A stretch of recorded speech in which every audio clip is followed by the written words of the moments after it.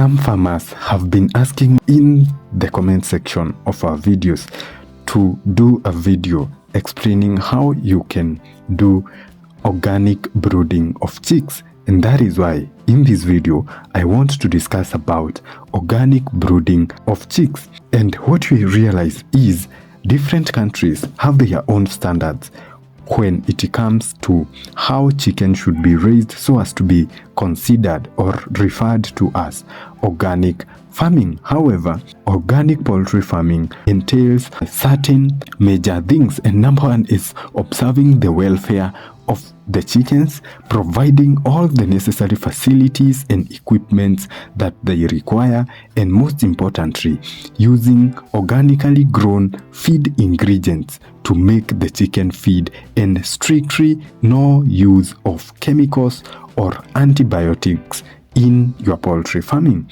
But before I get into how to carry out this organic chick brooding, kindly, if you haven't subscribed to our YouTube channel, hit that subscribe button and also hit the bell notification so that you are notified every time that we post a new video. Also, if you get to learn from our videos, hit that like button and also the share button, because that helps this video to reach to more farmers. The first thing to consider in the organic brooding of chicks is the brooder facility, and this brooder facility should contain the following things. And number one is that there should be a source of heat. Chicks cannot control their body temperatures, especially during their early days of life. Therefore, there is a need to be supported with heat, which should be regulated at least for the first 2 to 4 weeks of the brooding stage. There are 3 sources of heat that you can use in the brooder, and the first one is the gas brooder. And the gas brooder is recommended because it is efficient, it also can be automated, and it has low fire risks.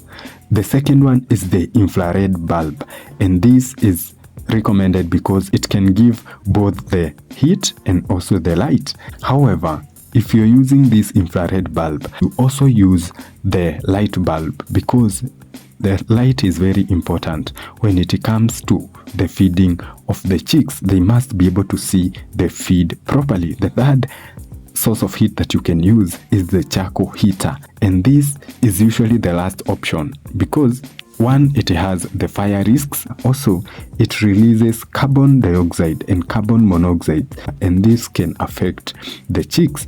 Also, your brooder must have a thermometer, and this is to measure the temperatures of the brooder at any given time. In the first week, you should maintain a temperature of 32 to 34 degrees Celsius. In week 2, 28 to 30 degrees Celsius. And this is going to decrease by 2 degrees Celsius until the brooding stage is over. The second thing is the lighting and ventilation, and sufficient light is very necessary because we have said it helps the chicks to see the feed properly.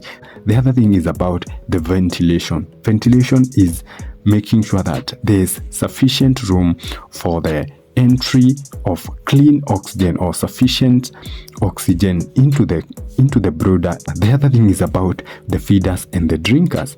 And when it comes to the feeding, you can use either the trays or the chick troughs. If you're using the trays, one tray can be able to serve 25 chicks, but the thing with the trays is that they usually waste a lot of feed, and that is why the chick troughs are usually considered.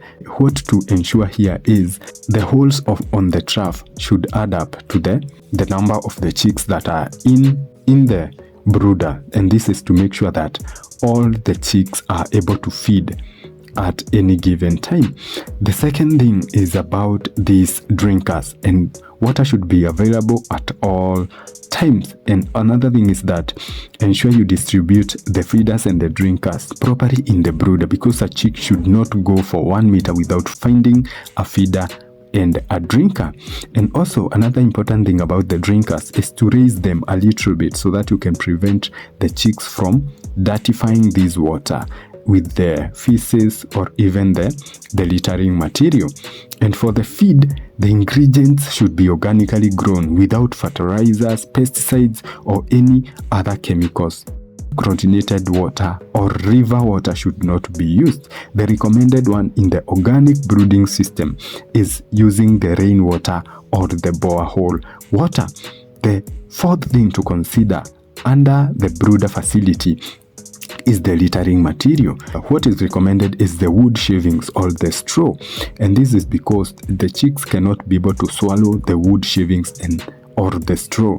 But if you use the sawdust for the first 3 days, make sure that you place the newspapers on this sawdust so that the chicks will have now known the feed, and if they can be able to identify the feed, then they cannot peck on this sawdust, which if they swallow can cause problems. Another thing about the litter is that ensure the litter is changed after every 4 to 5 days, and this is to avoid accumulation of ammonia and creating conditions for diseases like the coccidiosis.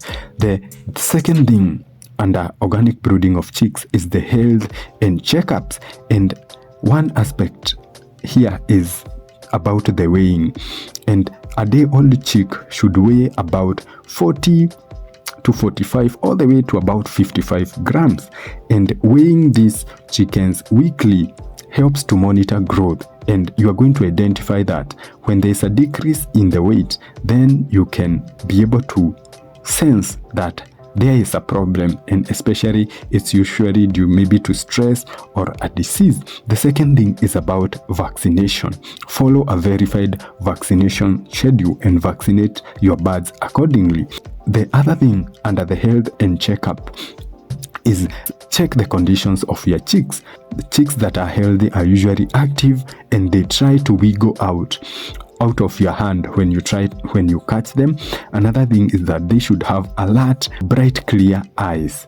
When you hear a lot of loud chirping of these chicks, then you know that they are either stressed or there is a problem. Another thing is to avoid scissors or crooked-beaked chicks, and this is a condition that is usually genetic, and these chicks usually die soon due to being unable to eat correctly. The other thing is that a healthy chick will have clear and clean vent, and this is a sign of quality hatching and properly healed navel. But if you see the pasty butt or some fecal materials that are stuck on the vent, then you can suspect for the pasty butt, which is an indication that the navel of the chick have not healed properly, and this can act as a path for infection, which leads to the death of the chick. The other thing is about checking the condition of the toes. Make sure that you avoid chicks that have the spraddle legs or the spray legs. Also avoid chicks that have curled or crooked toes, and these are usually genetic paralysis conditions that sometimes it's best to curl these chicks. The third thing about organic brooding of chicks is about supplementation, and some of the supplements that can be used is a combination of ginger and garlic. You can blend ginger and garlic using a cup of water, and now after extracting the juice, you can give to the chicks in a rate of 1 ml into each liter of the chicken's drinking water. You can do this maybe twice or thrice per week. In any cases of illnesses, use aloe vera, because aloe vera is a very effective natural treatment against a wide range of infections in the chicks. And as you consider carrying out organic brooding in chicks, I also recommend that you hit the video on your screen right now so that you can be able to know the organic treatment to give to a dying chick.